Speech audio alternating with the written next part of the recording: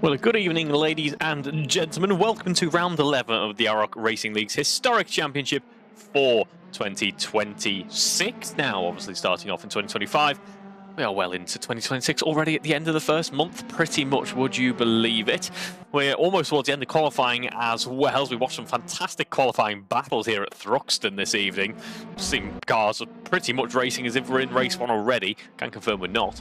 But great action going on already in this qualifying session. Hello to everyone who tunes in. Apologies for the delayed start to the stream and for the missing stream last week of the touring cars. We were all ready to go and the YouTube servers just seemingly weren't playing ball.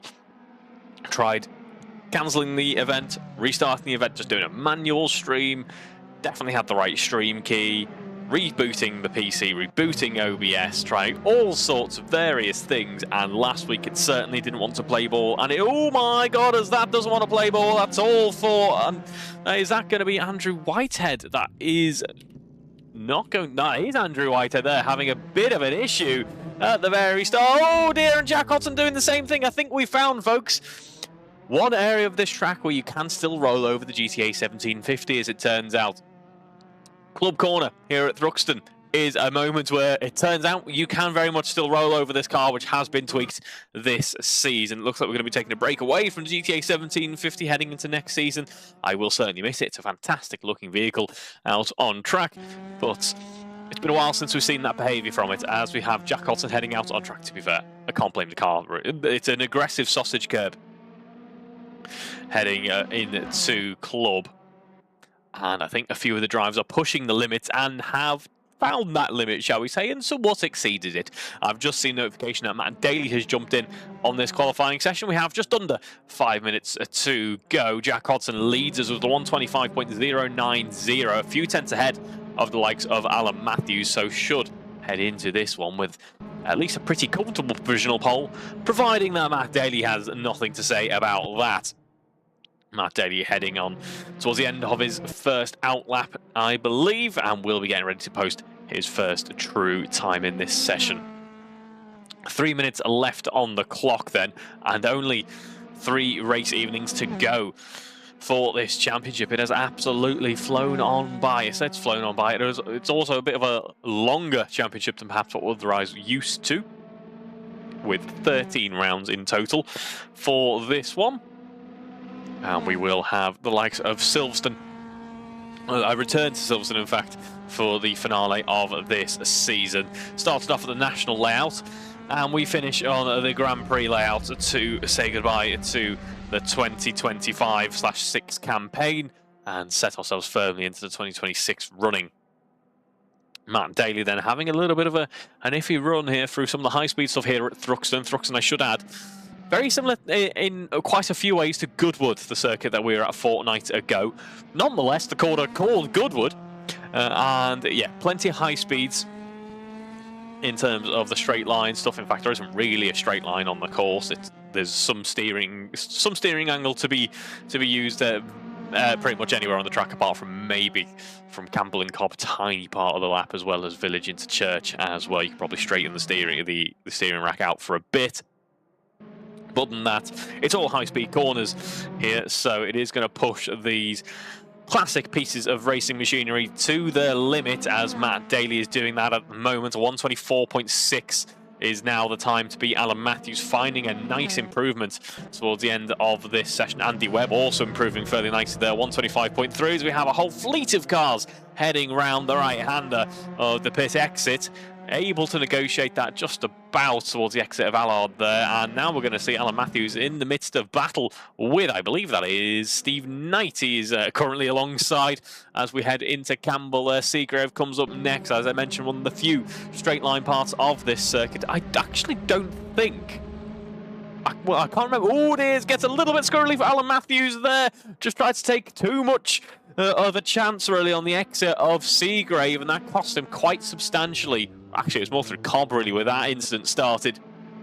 Andrew Whitehead taking some avoiding action there and looking pretty squirrely himself, but Alan Matthews, unfortunately, scrubbing all that time away, won't make it round in time to get another fast lap in. It's P3 at the moment for Alan Matthews, because Matt Daly jumps up into second position, as does Andrew Whitehead with a new provisional pole. We missed that one, folks. It's all changed at the top end of the pack. Sleeping giant for the championship contention in this qualifying session so far. Andrew Whitehead and Matt Daly pulling it out the bag very late on. We were in the 124s, they were impressive enough, and now we found 1.5 seconds over that time as we head into the final 30 seconds of running now. We're going to stay on board with Andrew Whitehead. He's coming towards the end of the lap once more. Through Club we go. This is going to be a corner to watch in the racing, folks, because we're seeing plenty of drivers up on two wheels, even without racing conditions. Whitehead doesn't improve, perhaps no surprise given how the lap ended there. We're going to go on board with Matt Daly and see who else we can grab as they bring themselves towards the end of this lap.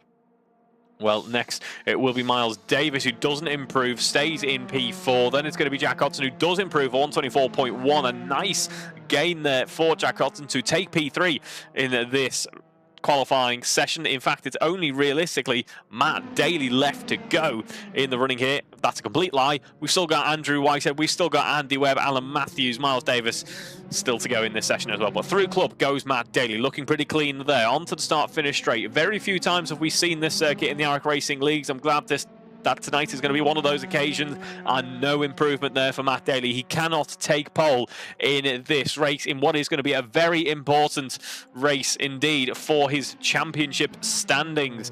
Overall, he's looking somewhat comfortable with 19 points, but that is such a small gap in the grand scheme of 6 races to go in the championship. Now we're going to go on board with his rival now. It is Andrew Whitehead, who is that aforementioned 19 points down on Matt Daly, heading through the club corner here, taking the line perfectly. I think you can avoid, oh dear, as that is going to be Andy Webb having a few issues through Club and heading back into the pits. Andrew Whitehead crosses the line, doesn't improve that time around. It's a 123.090 to round out the session for Andrew Whitehead. Still a couple of cars left to go. Not too sure what's going on there. Alan Matthews crosses the line at 124.6. Also still saying that potentially he could carry on if he so wished. Then we have Jack Hodson running in P3 at 124.1. Doesn't improve upon that time. And then Matt Daly navigating the circuit once more. I'm not too sure if this is going to be a time lap that counts towards his grid position overall, or whether he's just using this as some experience. Either way, it goes wrong at the very end on the entry into the club, and into the pits goes Matt Daly. Now, Alan Matthews can actually still get another lap in, supposedly. This is going to be an interesting one. This is plenty of overtime for Alan Matthews. This is somewhat abnormal, it must be said. but I'm all for it anyway. Great to see some more action.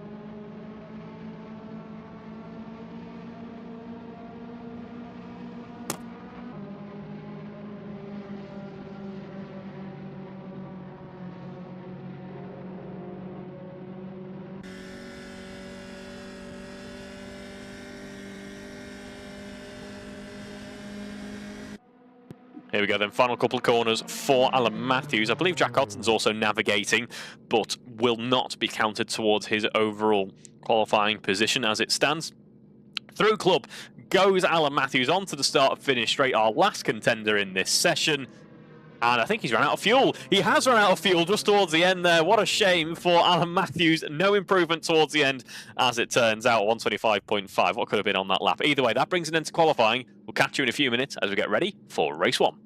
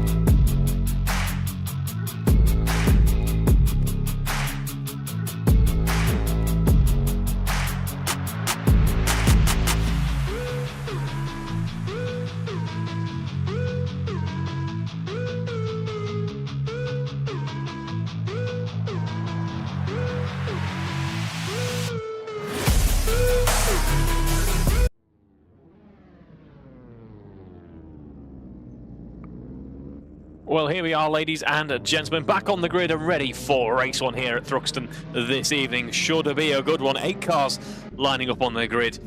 Whitehead versus Daly on the front row as they battle for their championship. Then we have Hodgson and Matthews continuing on that upper midfield action that we've seen so much throughout the season. Then we have the newcomers Andy Webb and Miles Davis, followed by Paul Millman and Steve Knight, another set of midfield regulars. Should be a really good race here at Thruxton. Similar vibes, as I mentioned, to Goodwood, but let's see what Thruxton has in store for us, as it's not something that we've seen all that often here in the AROC Racing League, as I mentioned before. But the revs are beginning to rise as drivers get ready to launch these GTA 1750s, allowing them to climb on cam as early as possible. 6 red lights on the gantry. And we are away for race 1 here at Thruxton, ladies and gentlemen. My screen's immediately glitched out, so apologies if not much is happening on your end, but I can tell you that it's going to be Andrew White down the inside there. Daly has to hang it around the outside to try and get a bit of momentum. That might work to his favour, though, as we head through into Campbell in just a second. Whitehead defends still as we approach the right-hander, but hanging around the outside is Daly, and Hodson is just behind as well. Fantastic camera angle here to where we can see that Daly's going to stick the nose down the inside, heading towards Seagrave there. Through Cobb we go into Seagrave, and it's Whitehead who still leads us, but only momentarily here.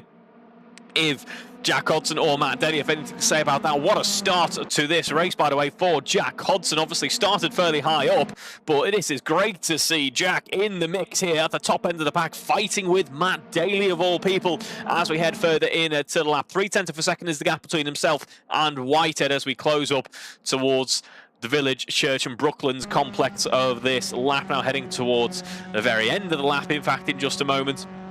And we can see that Whitehead still leads things, but Daly putting pressure on Jack Hodson now. Just behind us, Matthews, Webb, Millman, Knight and Davis. Not sure what happened to Miles Davis early on in this one, but it seems to be an unfortunate early race incident down the inside, though. Late on the brakes goes Matt Daly, says thank you very much, and takes back the position before we head through club and back on to the first lap. Well, sorry, make that the second lap of this race here at Thruxton. What a start, though, for a defensive lap one for Andrew Whitehead, really, after all is said and done. And it's working out for him against the likes of Matt Daly, Jack Hodson there. And I want to see more of that from Jack Hodson. That was great stuff.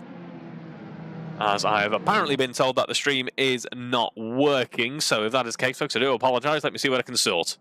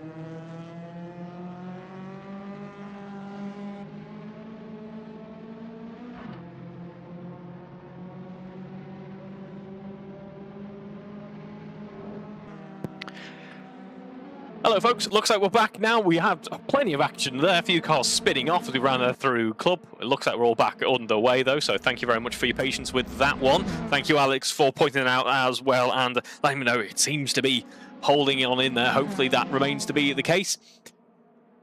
I wouldn't have expected it to be graphics card load, because there's plenty of horsepower on in the reserves for this for Assetto here.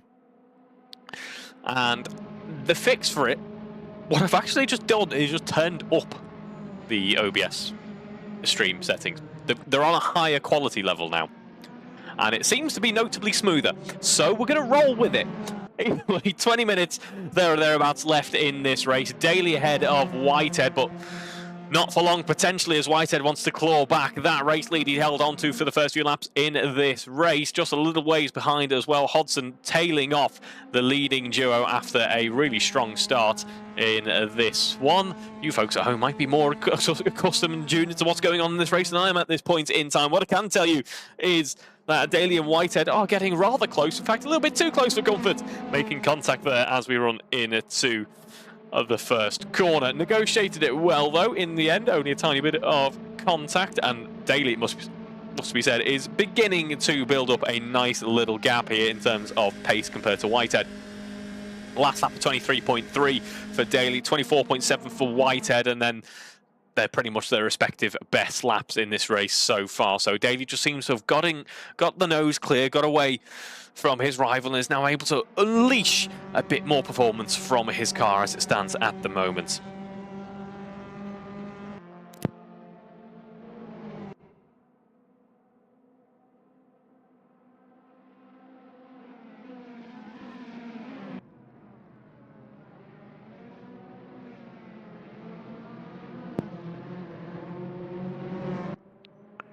Seeing beautiful shot there, running through curb over the club. Well, I think they pretty much should just rename that corner curb, to be honest, because that's its defining feature. Maybe taking the trophy from Kerbera sprint course potentially. Apologies for the awful dad jokes, but Matt Daly leads Whitehead through that fabulous part of the tracks. We run into the next lap. Now things get very close yet again. Half a second is the gap as it builds up once more. Daly was getting a little bit squirrely on the back end there, but actually ends up with a decent corner exit. Some interesting camera angles here at Thruxton, I must say. They're all, I mean, the likes of these ones parked on the apexes are fantastic, as you can see these GTA 1750s leaning over to one side, compressing the suspension. The live axle on the back there, really having its work cut out for it. But some of them are quite odd, like some of them are just very low down. Like this one isn't really looking at an apex. Oh, I suppose it is, to be fair, but not the most informative camera angles. Just very nice. Just very nice to see these fantastic looking cars heading past. So maybe that's going to be a theme for the evening. Well, it certainly will be, because we'll have another race of GTA 1750s heading past us after this one is all said and done. Through club we go once again. There are the lethal sausage curbs. It reminds me, those of you who used to play Forza Motorsport 4, which is now a bit of a throwback because that game is 15 years old this year, folks. I was 9 when it came out. Forza Motorsport 4, those of you who enjoyed the Circuit de la Sarthe at Le Mans will be very accustomed to those yellow rumble strips / sausage curbs there, which, given the right car, would send you into the stratosphere. Or stop you completely in the track and pull at 200G and just immediately stop you from 200 miles an hour. One of the two in that game. Assetto seeming to go for the stratosphere option, from what I can tell in the GTA 1750s this evening. 17 minutes left on the clock though. Daly and Whitehead are only half a second apart, haven't split up any further than that at this moment in time. Let's have a look at two other cars that are very close together out on track. It's going to be Alan Matthews and Miles Davis as we head further into this race. 16 minutes or 17 minutes thereabouts, in fact, left on the clock, as Davis looking like he's hunting down Alan Matthews at various points here in this race. And I must apologise for any type of Reeve standard brain errors that might occur this evening. I'm on about an hour and a half sleep, so this is a strong showing for Reeve so far this evening. Just the evening to have YouTube stream issues, I do say so. But Whitehead on the defence now. Daly closing up substantially after Andrew finds a way on through with a really strong first couple of sectors on the previous lap. Let's see if he can replicate that and try and maintain his race lead this time around, as Daly goes up onto two wheels, and what that does is that costs him a huge amount of grip there, as all the weight balance shifts over, overwhelms those outside tyres that the car was already leaning towards, and it just means he effectively just understeered across the circuit, only having a very minimal contact patch and that does cost him time and momentum. He has been able to claw it back, and he's still only 0.3 of a second down on Andrew Whitehead. Let's see what he can do in an effort to close up this gap, but it's looking good for Andrew Whitehead, just in terms of how composed he's looking out on track at the moment.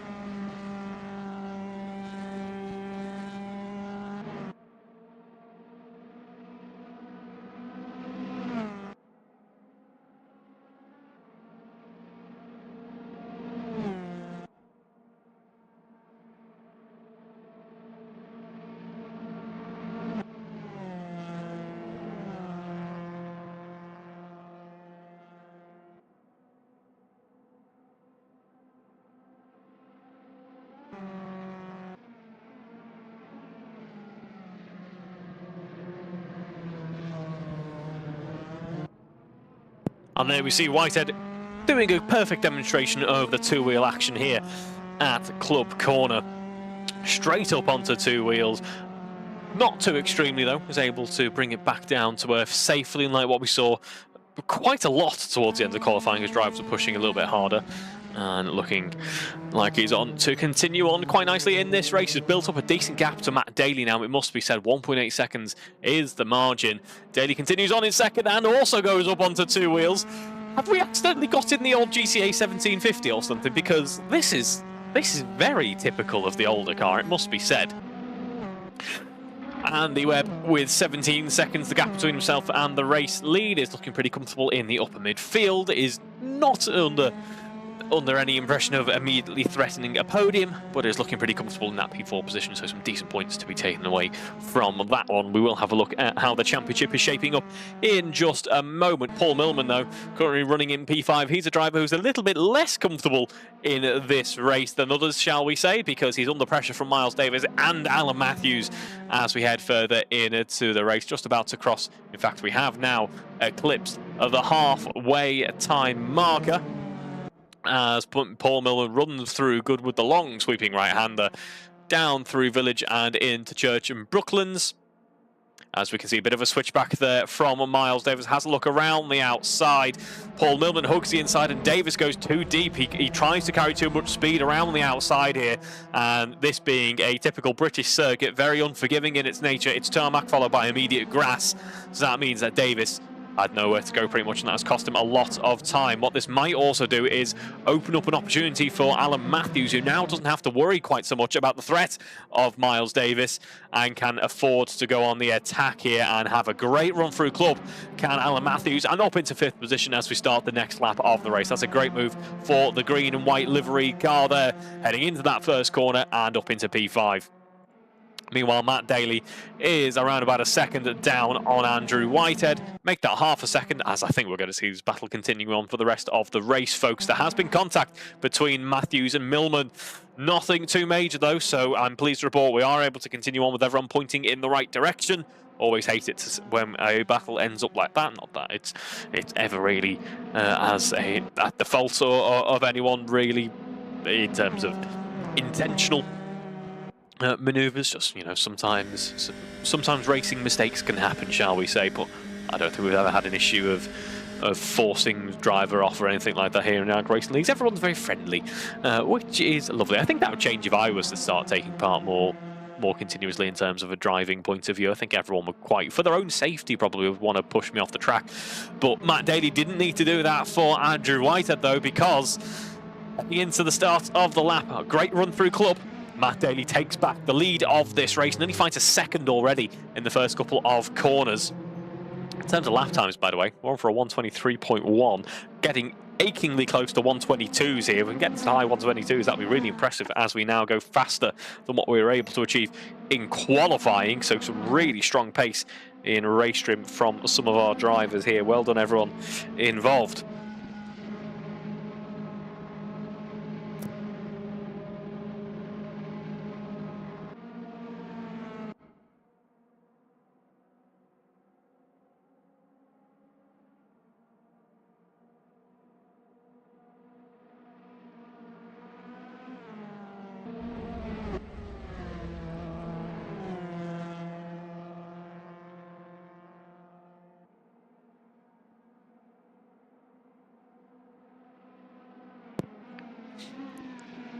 Daly and Whitehead separated by 1 second at the moment. Pretty much the two closest cars out on track as Daly's pushing it about as much as you'd realistically want to from a race-leading position as we run through club there. That got very two-wheeled there for a brief moment. It's not motorbike racing. It is in fact car racing, Matt. You can keep four wheels on the ground if you try, but what I find impressive is he's going much faster than I'd be able to manage, with half the wheels often making contact through some of these corners. Very impressive stuff from Matt Daly there as the back end gets a little bit twitchy. Commentator's curse potentially coming into effect.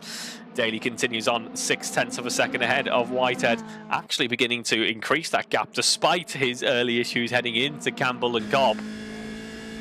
Matt Daly leading us with a, shall we say, a fraught race lead so far. It's not been the smoothest of race leads. Hasn't been wall-to-wall battling for P1 either. It's been a very strange one. It's certainly action-packed. It's certainly made for an interesting race so far. And speaking of interesting, let's take a look at some numbers, folks, because I want to have a brief reminder of what the championship is shaping up like for all of you watching along at home. And it's Matt Daly who leads both this race and the championship with 340 points to his name. Andrew Whitehead in second with 321. Then we have Alan Matthews, 239, followed by Colin Knief on 233. Alan Matthews and Knief are effectively out of championship contention, although with 6 races to go, mathematically it is still possible. Your protagonists are very much Daly and Whitehead. 19 points separate them. As it stands, Daly will increase that lead and make the championship begin to look a little bit more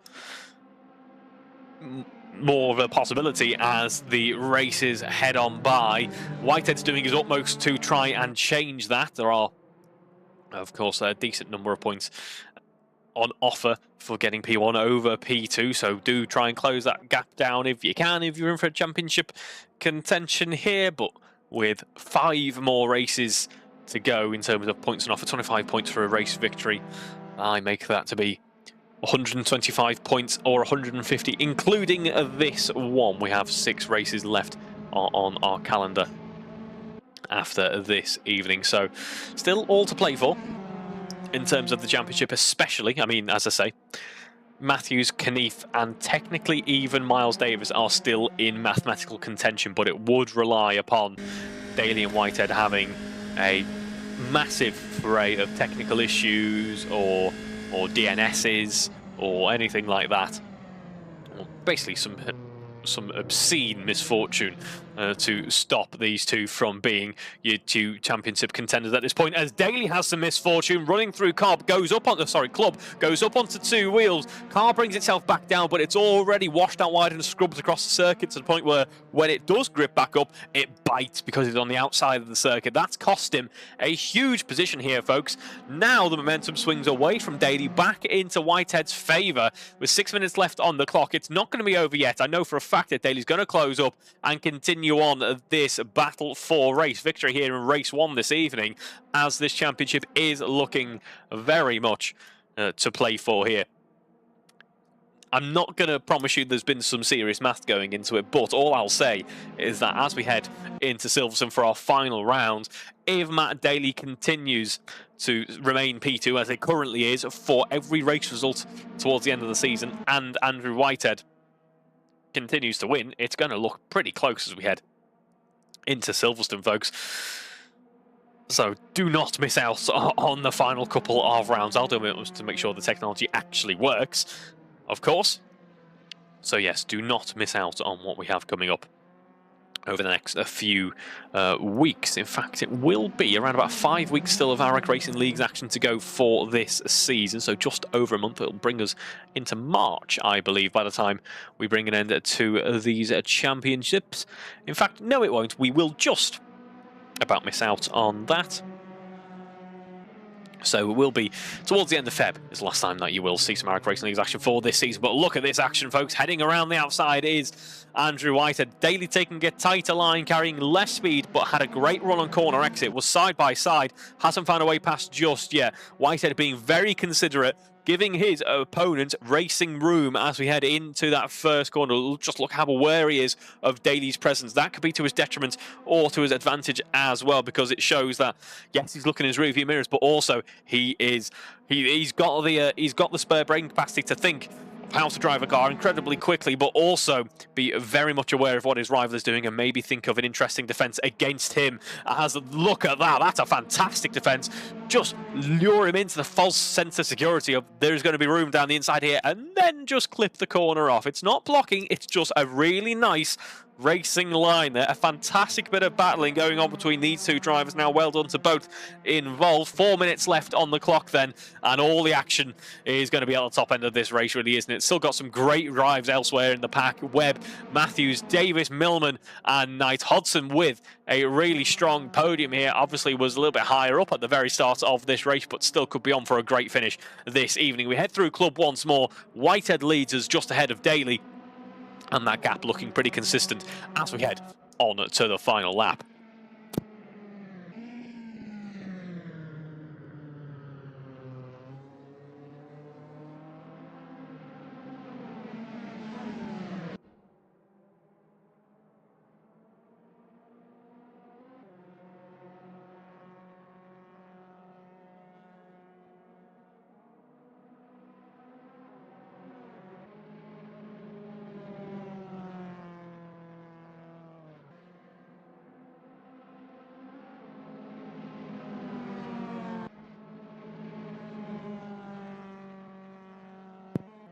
You really don't need me speaking, folks. You just have the glorious sounds of that twin cam engine flying its way through the countryside here at Thruxton. Fantastic stuff that we've got to enjoy all season. Of course, we still have 2 rounds after this one is all said and done. And that'll be Castlecombe and Silverstone GP heading up over the next month, and that'll be mirrored in the touring car action. Apologies, I've missed out on so much touring car action, really, since kind of about round 9 now, it seems. It'll be early December the last time we had a bit of touring car action, so that'll be Donington or Snetterton. It's just, the stars not aligned. I completely forgot the dates change, if I'm being brutally honest, over the Christmas holidays, but it's all right, because quite frankly, I was probably seldom times, or very minimal opportunities where I would have been in a fit state to commentate. Leave that, interpret that how you will, but other than that, yeah, I just blankly forgot, so apologies for that one. And then we've had some technical issues also being less than helpful in getting some touring car action to your screens, folks. I do pledge that I will do my utmost to make sure that we get some over the next couple of weeks to round out 2 very exciting seasons. Whitehead, it must be said, has put up a great defence over the past couple of laps. Now he's just beginning to look a little bit more composed. I'd say Matt Daly has the upper hand in terms of overall pace here at Thruxton this evening, but Whitehead's just kept the nose clean, and quite frankly, that is what has gifted in this current racing position at the moment. Not all is said and done, but yeah, it's a really good showing for both Whitehead, Daly, and as I mentioned earlier, Jack Hodson as well, having a great drive out here. Now, I know I did just mention that Daly is probably the faster over the 1 lap at the moment, but it's actually Whitehead who has the race, the fastest lap of the race so far, 1:23.0. Haven't quite got into the 22.9s. Maybe that'll happen in our reverse grid action coming up in a few minutes' time. But we've got achingly close, haven't we, folks? A 1:23.024. I think we can creep into the 1:22.9s if we really play our cards right. There's some lapped traffic there to negotiate. could potentially compromise our race lead. There's less than a minute to go. The inside was available to Daly there, but maybe that would have been a bit of a lunge. Daly's certainly a better driver than myself as he goes up onto 2 wheels there. So I was going to say was able to judge better than I ever could hope to. That lunge would probably have been a mistake, but nearly made his own mistake in doing so. 30 seconds left on the clock, then we will be heading in to this, in fact, is the penultimate lap of this race, and there seems to be a bit of a pace delta there between Daly and Whitehead. Matt Daly flying along, but nowhere for him to navigate past the white and red GTA 1750 directly in front of him now. 13 seconds to go for Andrew Whitehead, and what an important race this shapes up to be, but more on that in a moment as we head through the right-hander there, in fact, and enjoying some of the scenery as we run through Goodwood Village and Church. And there we go. Look at Daly. He has a great run as we run through Brooklands. Actually gets a nose out in front, potentially has the inside, goes late on the brakes, heads into club. A final move as we start the penultimate lap. In fact, make that the final lap of this race in just a second. Could swing the momentum once more in this race. I was going to say that this is going to be a momentous race for Whitehead's championship hopes, as with such a small margin between them, any points advantage he can pick up here or there will carry him through to the final part of this season, a la Lando Norris early on. Sorry, not early on. A la Lando Norris at the very final dying moments of the championship. And in fact, the same goes for Max Verstappen. What a great championship that was. But Matt Daly finding a way past very late on there, running through Brooklands and into club, looks to have potentially sealed the fate of Andrew Whitehead in this race, unless anything goes awry for Matt Daly in this race. This is a nice 0.6 of a second margin for Daly to effectively cruise on home with now, which is a major change of tune to how this race was shaping up to be just a few laps ago. Daly, then 18 laps completed so far. We head through Village and Church in just a moment, and on to Brooklands we go. Look at that margin to the rest of, well, you can't actually see the rest of the field. That is a lapped driver behind in the back of shots. Not that that is going to be occupying the minds of these drivers too much at this moment. Whitehead closes down, but unfortunately it's too little too late as he rolls over, trying his utmost to close up on Daly. Daly takes the race win, and Andrew Whitehead went all or nothing, and I don't blame him for doing that. He's had to dive into the pits. That's going to cost him a lap, and that now means that he's going to tumble all the way back down the order. It's not going to be a case of 18 points to Andrew Whitehead. It is now going to be very minimal at this phase of the race. You're going to see his name begin to just tumble down as the other finishers complete their race. That means that Jack Hodson comes home in second position. Then it's going to be Andrew Whitehead rounding out the podium in... No, it won't be Andrew Whitehead rounding out the podium. It's going to be Alan Matthews rounding out the podium in third. My, oh my, what an unexpected finish to race one. We're not even at the end of the racing action. We've got an entire reverse grid coming up in just a moment.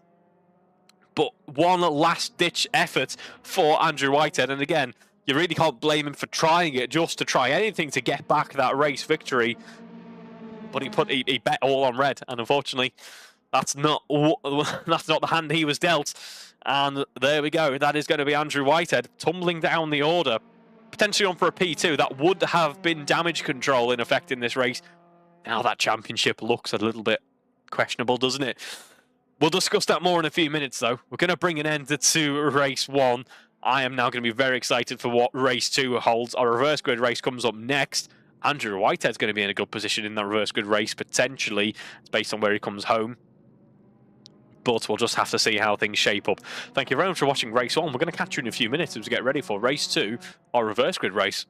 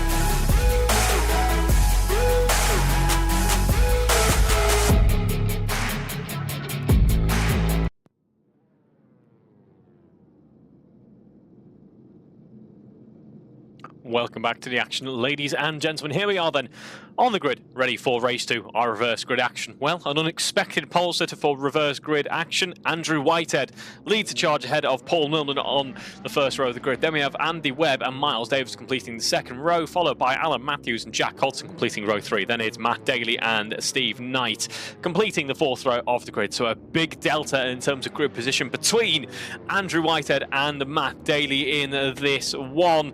After that nail-biting end to race 1. This throws the championship completely up in the air at this point. Matt Daly's probably quite pleased with how things shape up to be in the end, but let's see what race 2 has in store anyway. As the revs do begin to rise, we have 6 red lights on the gantry, and we are away, ready to go here at Thruxton for race 2, our reverse grid race. A good start there for Andy Webb, who closes up on Paul Millman, has a look at second already, heads down the inside, does Andy Webb, and just about loses out because Millman carries that speed with a nice run there through turn 1. Watch out though for Miles Davis, who heads down the inside of the left-hand sweep towards Campbell. And very nearly takes P3. Oh, and P3 nearly takes out Miles Davis. In fact, as we have an unfortunate run into Campbell there, costing a few positions and a bit of time, but most fortunately for the entire pack here in this race, no contact as a result of that, so nicely held on by Andy Webb, all things considered. Could have been much worse. It's Andrew Whitehead, unsurprisingly, who leads the charge in this one, builds up a nice gap, but he's not able to escape away from Paul Millman, it must be said. But look who else has had a great race start, folks. Here is Matt Daly from effectively last on the grid, all the way back up to P3 already. A great charge for Matt Daly as he closes down the likes of Millman and Whitehead here. We also have Alan Matthews finding a way past Miles Davis. Jack Hodson on a bit of a recovery charge in this one. Unfortunate start to race 2, not echoing what he enjoyed in race 1, but making amends for it with 2 positions in one overtake there. In effect, that's a nice move for Jack Hodson towards the end of Brooklands that was pulled off at. And we can see a bit of contact there between Matthews and Miles Davis. In fact, more contact for Miles Davis, this time with Hodson as well. Alan Matthews survives club though and finds a way onto the next lap of the race.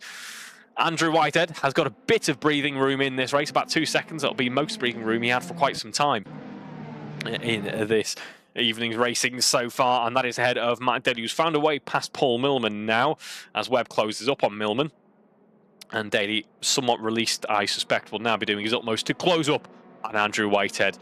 The red and white liveried car up in front of him, that is in a slightly more adrift championship contention than what we saw at the start of race 1.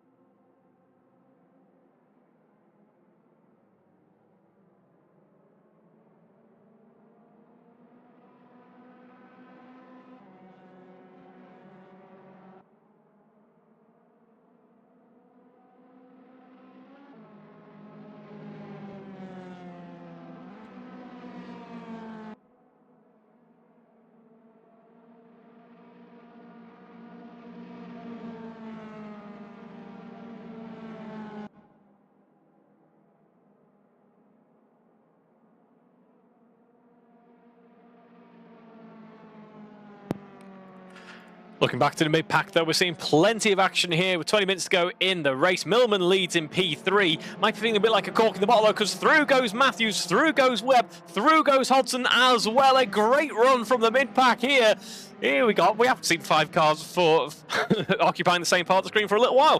We go Matthews and Webb side by side. Now Matthews has the inside run into Club. Here we go.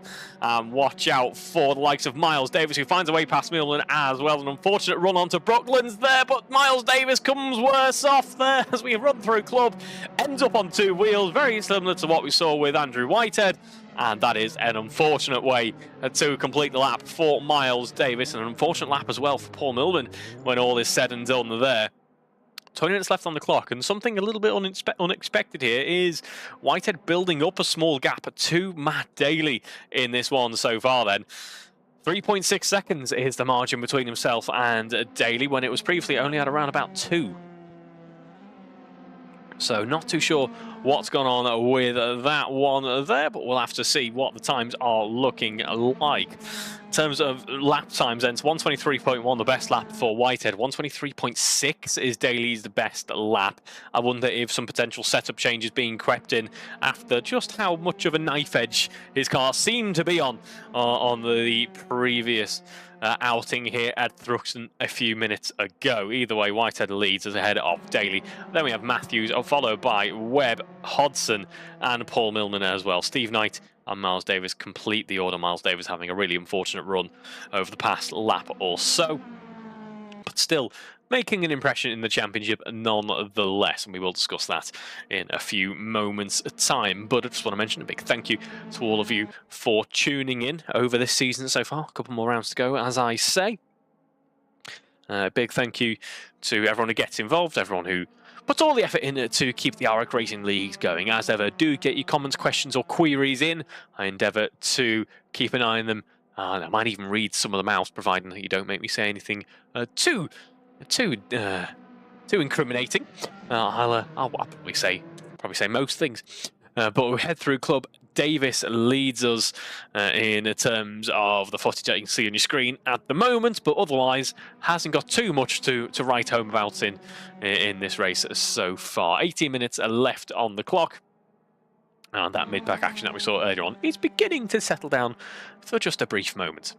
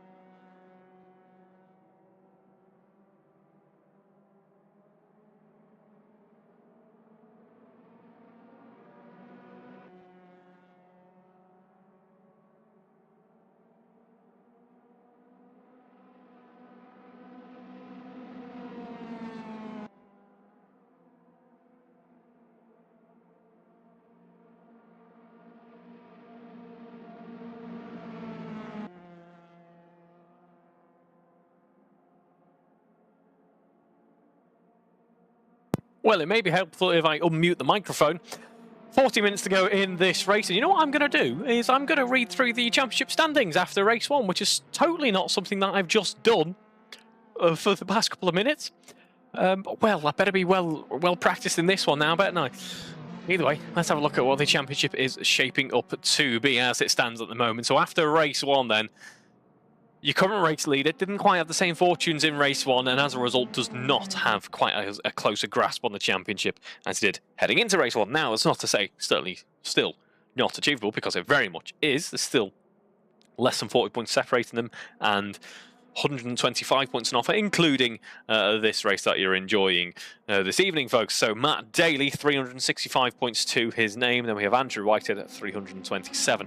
Alan Matthews has jumped up in the standings to 254 points in third. Then we have Colin Keefe, 233, followed by Miles Davis in fifth on 229. I didn't mention I wanted to discuss Miles's points tally, because that is really impressive for a rookie driver in their maiden season to be only 4 points off the likes of Colin Keefe in the standings. Then we have Andy Webb, P5 in this race, P6 in the standings, 176 points to his name, so a strong showing from our new rookies. And we have Jack Hodson in 7th in the standings, 4th in the race overall. Steve Knight in 7th in this race and 8th in the standings on 94 points. Then we have Guy Swarbrick, not here this evening, fortunately. Hopefully we'll see him for a little bit longer, or at least a little bit towards the end of the running. He's actually got 64 points to his tally, so it is a really strong showing for one of his seasons over the past few years, which is great to see.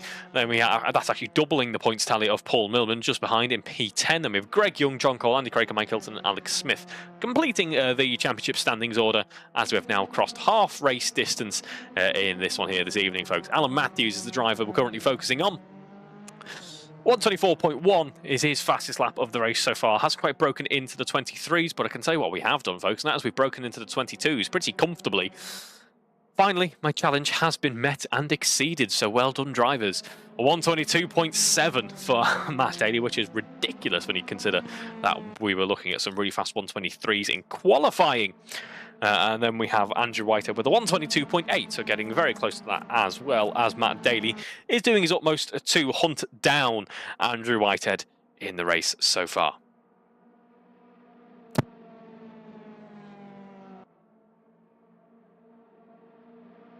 And I think we're going to have a battle brewing here, folks, for P3. It was, in the end, a relatively easy podium for Alan Matthews and Jack Hodson, but I think they're going to have to fight a little bit more for it this time out. So let's see what we make of this one. Just over 11 minutes to go in this race here at Thruxton, as we head on to the Brooklands not so straight towards a club which is, as we've already determined, has been quite the decider so far this evening. It turns out when you have these ridiculously high-speed tracks followed by just one tiny chicane at the end, it makes for some really interesting racing, which is certainly an interesting layout. It's very unique to the British countryside, but it's one I very much enjoy.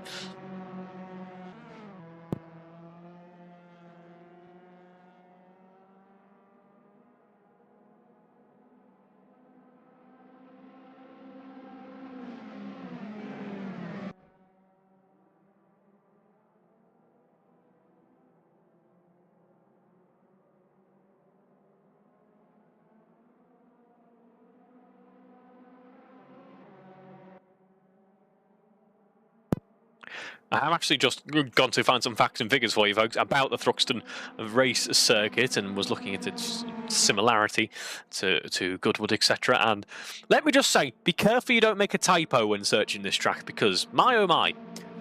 Either way, less than 10 minutes to go in this race. Jack Hodson is putting pressure on Alan Matthews now. 0.3 of a second is the gap as we head through Brooklands once again. Deja vu. It's almost as if that's how laps work, Reeve. Either way, we head through Brooklands, and Jack Hodson is making his GTA 1750 as wide as he possibly can. Has a brief gander down the inside there. That would be a very tight run. He's going to try and go for a late break move down the outside, which is not something very typical, but could work with that run towards the inner apex at club there. He's closed up as Hodson, it must be said, is attached to the rear axle of Matthews in front as we head on to the next lap. There's 9 minutes left on the clock, and a great run for Matthews and Jack Hodson, providing us plenty of enjoyment here. They run through the first corner down towards Campbell and Cobb in just a moment. My brain's getting slower and slower by the minute. I think it's definitely Reeve's bedtime after this one. It's been a while since we got to bed at like 9:30 at night, but this might be one of those occasions. 9 minutes left on the track, or in the race. Sorry, yeah, this is going so well. This is going so fine and dandy. At least we have a stream, folks, which is not a given at the start of the proceedings. 8.5 minutes. Let's start there. Matthews is still defending from Jack Hodson. It's all gone Pete Tong here. It's all gone Pete Tong in the comms box, which is shockingly warm this evening, it must be said. I've enjoyed my seasonal, my room. I think I've discussed this in the past on stream. I live in what is actually I must say, quite a nice Victorian house in a horrible area, but quite a nice Victorian house that we had to do a major restoration on. This is the most sidetrack I think I've ever sidetracked, by the way. And it needed substantial renovations before we moved in, so we took the opportunity to insulate. And we insulated, I think, every square metre of cavity or wall or external facing thing or anything that we could now has modern insulation like a new build would, and then some. So, my oh my, does it get warm in here. The only time it's pleasant, and it is below 24-ish degrees, is during the depths of December and January. There it's fine. I'm going to say it's quite comfortably above 25, but there's more important things going on here because Jack Hodson has attempted a move on Alan Matthews. It hasn't quite gone to plan, and Jack Hodson continues on in fourth then. His chances of a podium are slightly diminished, but not completely out of the question just yet. So we can go back to talking about insulation. And yeah, it returns to being warm. I need to reacclimatise. It'll take me a moment and I'll be used to it. But yes, I'm used to sometimes in... Well, those of you who have watched the episode of Top Gear where they find the best driving road, or attempt to find the best driving road in the world, and there's the Aston Martin, the Lamborghini and the Porsche, and James May is, shall we say, missing his air conditioning. Sometimes the comms box has looked like that, because at 30 plus degrees in here it does get a little bit unpleasant. Either way, that was a massive sidetrack to talk about quite literally nothing to do with what you're currently seeing on your screens, folks. What you are seeing on your screens, folks, is the reverse grace rid action. Reverse grace rid action. Yeah, it's getting worse, folks. The reverse grid racing action. There we go, Reeve. Keep it together. 6 minutes to go. You can do it. Try not to get the stream taken down or something. Is... you know what? Let's just leave it there. See you in a minute.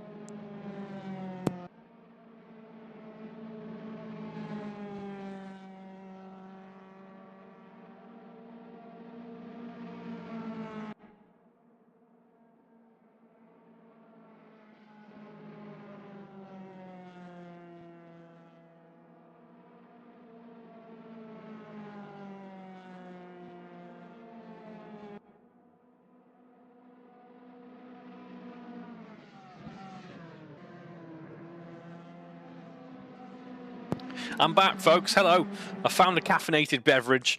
Let's have that spur me on for the final 5 minutes. I've apparently just hit a brick wall, really, with an hour and a half, 2 hours sleep. I found my limits, folks. It's all right when you're on like a 24-hour commentary, which I have done there or there, but every now and again I tend to do one. It's fine when you've got sleep deprivation there, because often the events that I've been commentating on for 24 hours I also partake in. Oh, it is. We have an issue for Miles Davis there. He was already running in 8th, but tumbles back down to now be lapped. But that kind of spurs you on, because you have the adrenaline of racing the kart, and then you get out, and then you talk about what you've done, and I don't know, talk about the usual rubbish that you would in a 24-hour race. But there's not really the opportunity for that here in the sprint racing format, and it's not the type of place, so I can't let my tired brain just begin to just come up with what it wants to, unfiltered. Those of you who might have been in Discord with me over, I don't know, any fun races or casual events will know what that can sometimes seem like. So trust me, folks, a lot of effort does actually go into these streams, primarily in making me remotely, vaguely pleasant to listen to. This has been such a... How did we get down this rabbit hole? This has to be the most broken Reeve's been. All of a sudden, past 4 minutes, it's just gone terribly wrong. Either way, let's get back to basics, shall we? Andrew Whitehead leads the race, 2.8 seconds between himself and Matt Daly. 1 minute 22.9 on the last lap, 1 minute 22.8. That's his best lap overall in this race. And Matt Daly, last time around, I must say, absolutely flying along. And it could change for the race lead, as it did at the end of race 1. It could change all over again for race 2. That last lap from Matt Daly, a 122.446. He's found half a second on Andrew Whitehead when Andrew Whitehead's already in the 22s. That is seriously impressive stuff from Matt Daly, our championship leader. And we still have 3 minutes left to go in this race. If you can keep that sort of advantage up over the next few laps, what we are going to find, folks, is that there's going to be another battle for the race lead here. At the moment, as we were going to say at the end of race 1, a P2 is damage control. This time around, a P1 is going to be damage control for Andrew Whitehead, as he now really does need to enter the mode of clawing back as many points as possible for the final rounds of this season. We have 3 minutes to go on the clock, and Daly is very much hunting down Andrew Whitehead. But Jack Hodson's had a big issue heading through Goodwood Village and Church. Heads back onto the circuit, but he's actually going to lose out to Andy Webb. A surefire podium. Obviously, he got that in race 1 and was looking pretty well positioned to get that again in race 2. Not quite worked out the way you would have wanted.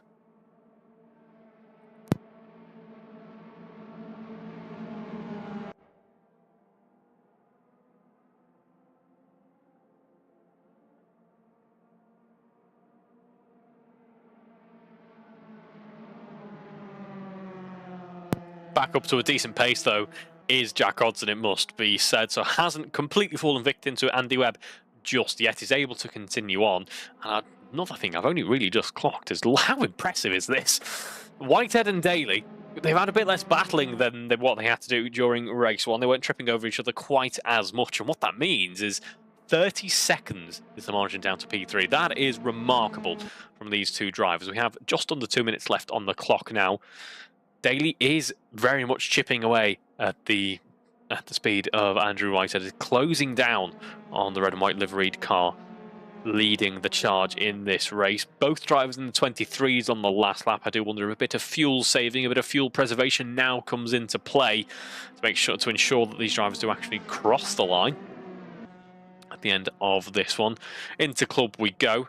And it will be Andrew Whitehead who heads round the right-hander now for what will be the penultimate lap of this race. Now, he was in this exact position with Daly just behind on the penultimate lap of the previous race, but it didn't quite work out that way as it transpired, because my oh my, were we in for a bit of a treat towards the end of that one. For Andrew Whitehead's sake, I hope very much the same doesn't happen. I hope everyone out there just has a nice plain sailing end towards the action here at Thruxton this evening. It's not the last time we're going to see Thruxton, of course, because we'll be back out at this circuit in the Julietters in a week's time. But then we'll be following up with Castlecombe and then Silverstone to round out the action for this season, which, for those of you who may have been very tuned into your motorsport circuit knowledge here in the UK, has been a round-robin tour of all of the British motor racing venues across the country.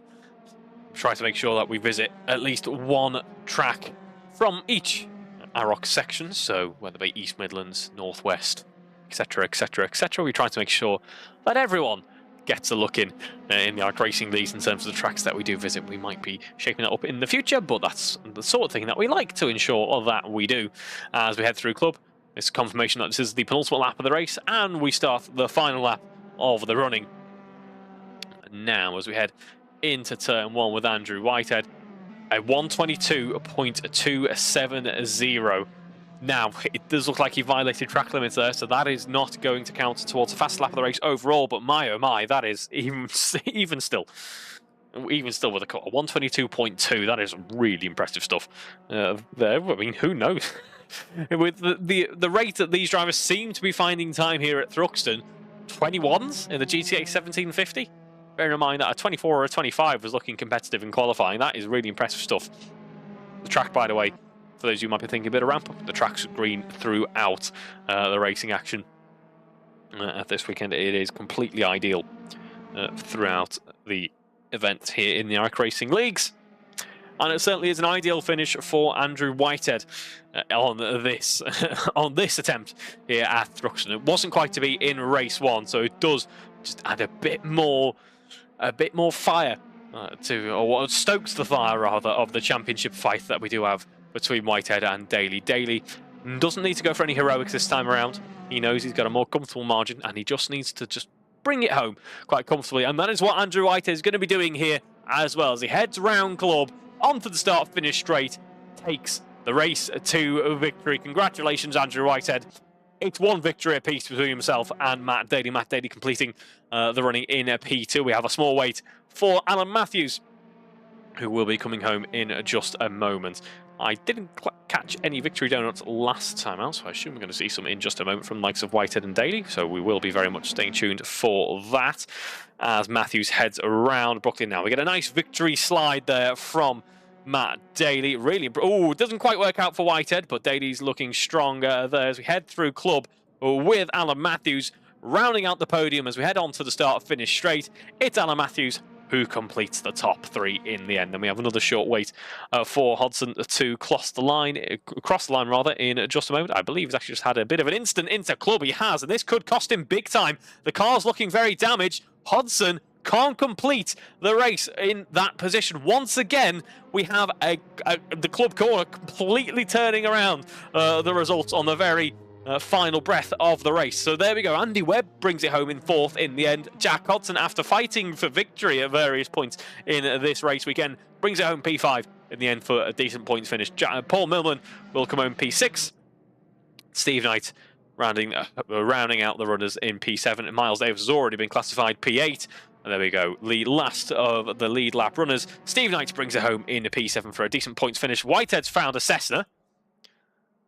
Matt Daly is cruising it home. That's a good parking spot, Andrew. I'm not sure whether the insurers are going to be particularly pleased. Is this your private plane? Oh, no, that's my camera car. I rather get the impression that this is actually Andrew Whitehead's private plane. Maybe he's already thinking early celebrations for the championship victory. As where's Matt Daly going to go now? This is the new replacement for Victory Donuts, I suspect. Now what we seem to be doing is seeing what we can explore in the paddock. Well, Andrew Whitehead's given up on that one. And I suspect that Matt Daly will as well, because it's just a bit of field.